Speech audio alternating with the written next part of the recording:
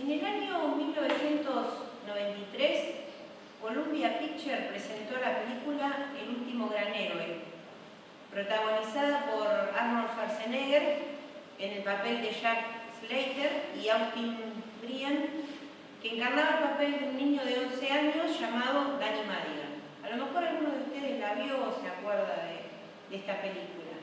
El chico era un ferviente admirador de Jack Slater y un día recibió una entrada mágica que lo transportó desde la sala del cine a través de la pantalla al mundo de su protagonista favorito. Y lo que en un momento era una simple película que veía desde las butacas del cine se convirtió ahora en la realidad que él estaba viviendo. Dejó de ser un espectador para convertirse en un protagonista de la historia que hasta ese momento había estado observando. ¿Alguno de ustedes la vio, la película esa?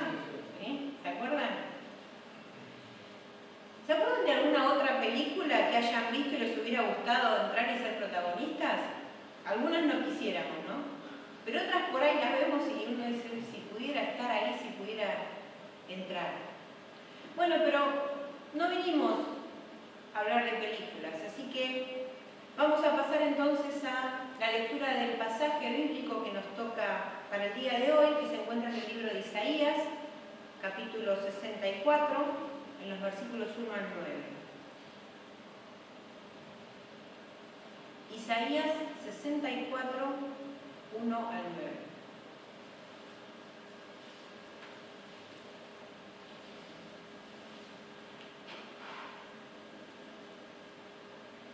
Y la palabra del Señor dice así: Oh, si irrumpieras desde el cielo y descendieras, ¿cómo temblarían los montes en tu presencia? Así como el fuego hace que arda la leña y que hierva el agua, tu venida haría que las naciones temblaran. Entonces tus enemigos se enterarían de la razón de tu fama. Cuando descendiste hace mucho tiempo, hiciste obras temibles por encima de nuestras mayores expectativas. ¿Y cómo temblaron los montes? Desde el principio del mundo ningún oído ha escuchado ni ojo ha visto a un Dios como tú, quien actúa en favor de los que esperan en Él. Tú recibes a quienes hacen el bien con gusto, a quienes siguen caminos de justicia, pero has estado muy enojado con nosotros porque no somos justos, pecamos constantemente. ¿Cómo es posible que personas como nosotros se salven? Estamos todos infectados por el pecado y somos impuros. Cuando mostramos nuestros actos de justicia, no son más que trapos sucios. Como las hojas del otoño, nos marchitamos y caemos, y nuestros pecados nos arrasan como el viento. Sin embargo, nadie invoca tu nombre ni te ruega misericordia. Por eso tú te apartaste de nosotros y nos entregaste a nuestros pecados. Y a pesar de todo, oh Señor, eres nuestro Padre. Nosotros somos el barro y tú el alfarero. Todos somos formados por tu mano. No te enojes tanto con nosotros, Señor. Por favor, no te acuerdes de nuestros pecados para siempre. Te pedimos que nos mires y veas que somos tu pueblo. El mensaje de este pasaje es claro y es entendible, no dice nada extraño que necesitemos explicar de alguna manera particular. Es un mensaje que está escrito por Isaías. ¿Y quién era este Isaías que se dirigía a Dios diciendo estas cosas? ¿Alguno recuerda quién era Isaías?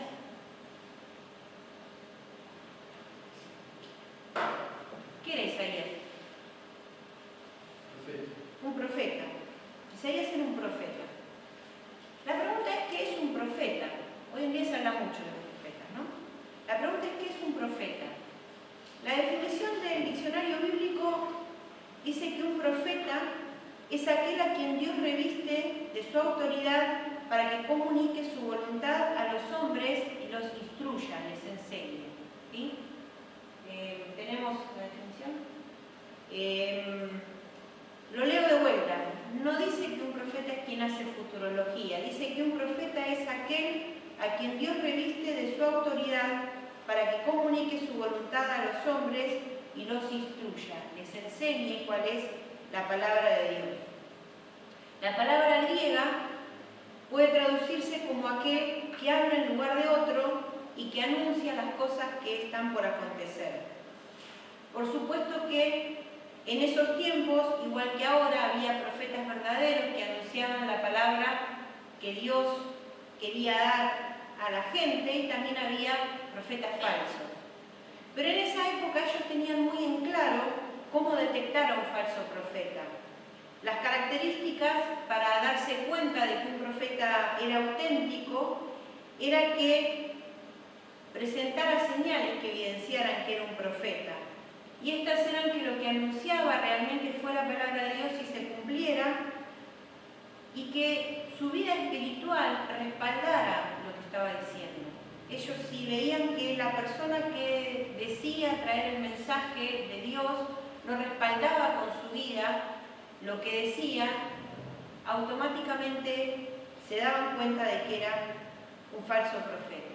Y esos son los mismos indicadores que podemos utilizar nosotros hoy en día para diferenciar quiénes son los que realmente comparten el verdadero mensaje de Dios de los que nos están engañando. Pero Isaías, que vivió hace mucho tiempo, era del pueblo de Judá y fue profeta durante los reinados de Usías, Jotam, Acaz, Ezequías y Manasés. En el año 758 a.C., cuando él tenía más o menos unos 20 años de edad, tuvo un encuentro personal con Dios, y ese encuentro que tuvo transformó su vida para siempre y marcó el comienzo de su ministerio, que duró 60 años. Se casó, su esposa también era profetisa, aunque lamentablemente no nos quedó ningún escrito de ella, y tuvieron por lo menos 2 hijos, por lo que se menciona en la Biblia sabemos que por lo menos 2 hijos tuvieron. Pero principalmente lo que sabemos de Isaías es que era una persona de carácter humilde y compasivo. Cuando Isaías comenzó su ministerio, se encontraba Usías al mando de Judá, quien tuvo un reinado que fue relativamente pacífico. Cuando éste se enfermó, asumió como regente su hijo Jotam, quien continuó sus pisadas siguiendo los consejos de Isaías, pero al final de su reinado se vio en Judá un creciente deterioro espiritual y un resurgimiento de la idolatría. Otra vez el pueblo volvió a la idolatría. A su muerte le sucedió su hijo Acaz, quien fue una persona realmente mala, y en contra de los consejos de Isaías hizo alianzas con el rey de Asiria, lo cual resultó tal y como lo había anunciado Isaías en perjuicio para Judá. Acaz cerró el templo, prohibió el culto a Dios, restauró el culto a Baal, ofreciendo algunos de sus propios hijos como sacrificios humanos en altares paganos. Isaías, al igual que el resto de los profetas, advertía a los reyes y al pueblo que su fuerza no estribaba en la alianza con las naciones y el esfuerzo propio, sino en la fidelidad al Señor su Dios. Ezequías, el rey siguiente, afortunadamente no siguió los pasos de su padre y prestó oídos a los consejos de Isaías, lo cual lo ayudó favorablemente en su reinado. Pero a este lo siguió su hijo Manasés, que fue el polo opuesto de su padre y llevó a Judá en un camino descendente tanto espiritualmente como moralmente. Restauró el culto a Baal, levantó altares en el mismo templo a Dios, e igual que su abuelo, la Biblia dice pasó a su hijo por fuego. Eso significa que lo ofreció como sacrificio a dioses paganos.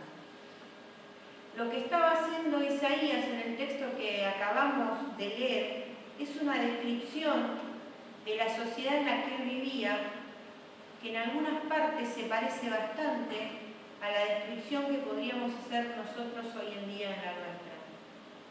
Tal vez en esta época no se ofrezcan a los niños como sacrificios humanos ante un altar pagano, pero ¿cuántos niños se ofrecen como sacrificio de una sociedad que es despiadadamente materialista, que devora la infancia de nuestros pequeños y les roba sus sueños? ¿Cuántas veces los niños son rehenes de sus padres cuando se los coloca en medio de peleas por una separación? ¿Cuántas veces son víctimas de violencia verbal y física en sus propias casas?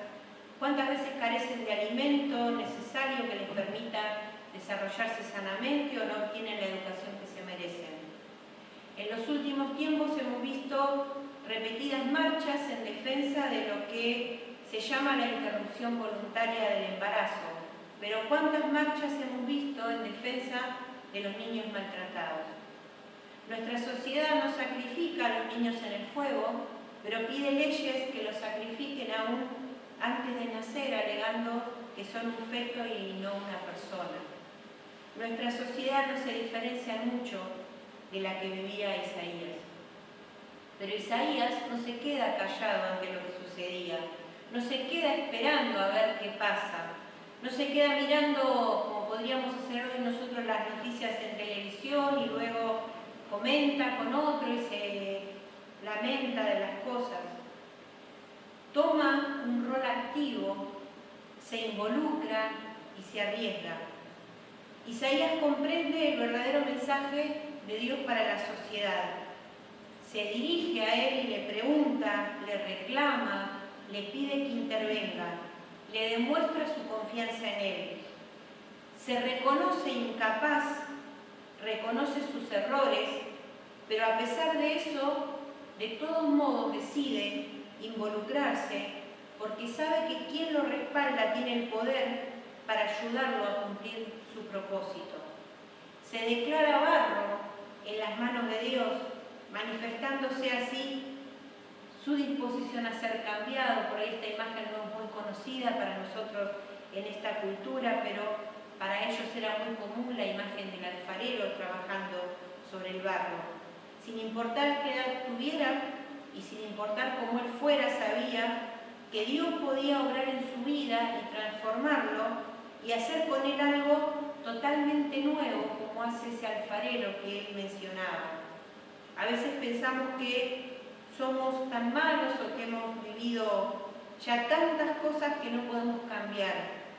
Pero la imagen del alfarero es la que nos demuestra precisamente lo contrario, porque el alfarero no modifica un vaso o una vasija que no está bien, corrigiéndole sus errores, sino que la toma, la rompe y con el mismo material la hace totalmente nueva.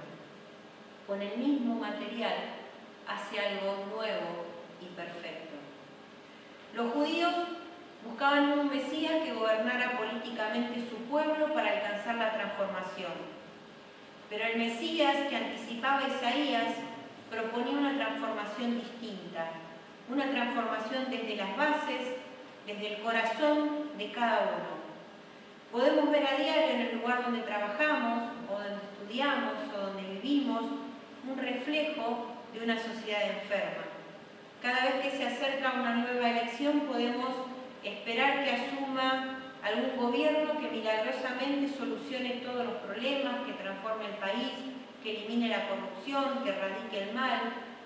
Y lo hacemos mirando la situación desde afuera, como un espectador, sentados en la butaca como si estuviéramos en un cine. Y podemos hacerlo de esa manera o podemos hacerlo como sucedía en la película, podemos entrar en la pantalla y convertirnos en protagonistas de lo que está sucediendo. Podemos empezar a cambiar la historia desde el lugar donde cada uno de nosotros nos encontramos.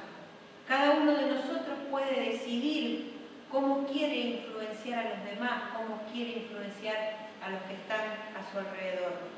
Ante cada situación que se me presenta, yo puedo decidir cómo quiero reaccionar. El primer paso de Isaías fue aceptar el llamado de Dios a su vida. Él tuvo una visión en la que experimentó un encuentro personal con Dios y ese encuentro transformó su vida para siempre. A partir de ese momento ya no volvió a ser nunca más el mismo. Pasó de ser un mero espectador a ser un protagonista. En el capítulo 6, Isaías relata esa experiencia en el versículo 8 y nos dice: Después oí que el Señor preguntaba: ¿a quién enviaré como mensajero a este pueblo? ¿Quién irá por nosotros? Aquí estoy yo, le dije, envíame a mí. Todos aquellos que hemos experimentado un encuentro personal con Dios no hemos sido nunca más los mismos.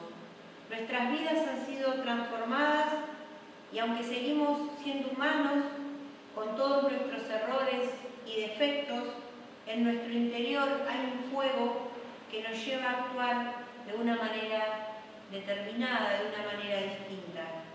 No hacemos o dejamos de hacer ciertas cosas porque la religión nos lo obligue o porque la religión nos lo prohíba. Dios es un Dios que nos da libertad y nos deja actuar de acuerdo a nuestras propias decisiones. Lo hacemos porque hemos experimentado ese encuentro que nos ha transformado y que nos impulsa a hacer algo diferente. Nos impulsa a ser protagonistas de la historia, a dejar de ser espectadores para convertirnos en protagonistas. Si nunca experimentaste algo así, yo te invito a que lo busques. No se necesitan fórmulas mágicas, no se necesita dinero ni rituales. Dios no avasalla ni obliga, pero tampoco se aleja ni se esconde. Solamente hace falta un corazón abierto, dispuesto a encontrarlo. Si nunca sentiste a Dios de esa manera profunda, te animo a que lo busques, porque quien lo busca nunca jamás se arrepiente. Que el Señor nos ayude y que así pueda ser en cada una de nuestras vidas. Amén.